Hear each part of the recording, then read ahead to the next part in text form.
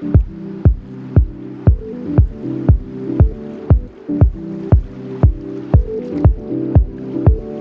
just did a barrel-aged cider this past week that was, we've done in the past, it's called Shoeless Joe.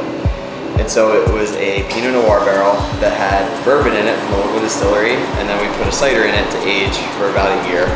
And so we have a Pinot Bourbon cider, and that's called Shoeless Joe. So that one, really good. yeah, so it's got a little bit of that oakiness from the barrel, a little bit of that Pinot flavor coming through, and some hints of that bourbon too. So it's actually a really interesting, unique cider. It's not for everybody, and those aren't meant to be, I think, as far as our barrel projects, like historically, they're not for everybody. What's the ABV on that? 8.1. So, yeah. So we have that on tap this weekend. A couple others we had done this year that are more recent, but we did Gin Music, which was a Chardonnay barrel that aged gin, and then we put a cider in that. So some different unique things that we're trying out.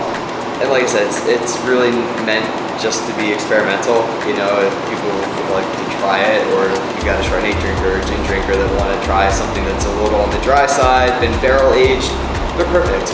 You know, try it in a flight. You don't have to commit to a whole pint of it, but just give it a taste, because I think some of them you're going to be pleasantly surprised by.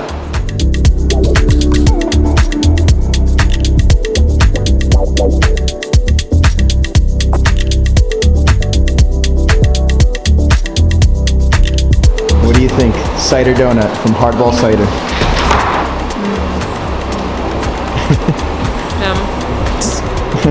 This is good. We've got a couple other flavors we're working on right now that I've been wanting to do for a long time, along with the caramel apple that we released last year. I grew up at many different fairs and working different fairs with either my parents' fruit and vegetable business or friends of ours had a candy business, so I sold fudge, right? So I've been exposed to all kinds of different flavors and sweets in particular, and especially at fairs, I like the caramel apple but with peanuts.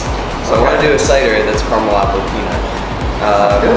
And so we'll try and pull that off maybe later this fall if we can find the right mix of stuff.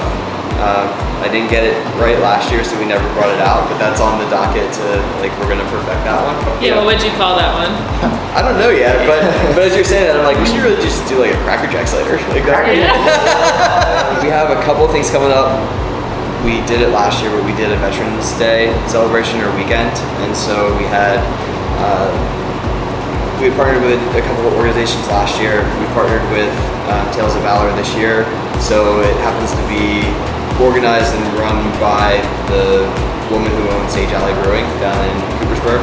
So we're partnering with Sage Alley. We'll have kind of like a tap takeover that weekend for, you know, Sage Alley. We'll have all the beer. We'll still have our cider here, and then it'll, you know, all the proceeds will benefit Tales of Valor. Like a portion of those proceeds will benefit Tales of Valor for that weekend. Go right through the holiday season. We're surrounded by Christmas tree farms across the street on that side of the lake, and right at the end of the road. So we'll have every weekend we'll still be going with, you know, music as long as people want to go outside and play and they can keep their fingers warm. So we have hot spike cider at that point too. We'll have that all fall, but we have it for those weekends when, you know, you cut your tree down, you come over here, want to sit by a fire pit and have something warm in your hands. So hot spice cider. And then that pretty much takes us to the end of the year. So we're gonna put a wrap on 2021 and then start planning for 22. Once again, thank you for having us, man. Yeah, every time we come, it's a blast. I love having you guys here, so I appreciate you coming out today. Thank you so much. Hardball Cider is located in beautiful Mount Bethel, Pennsylvania.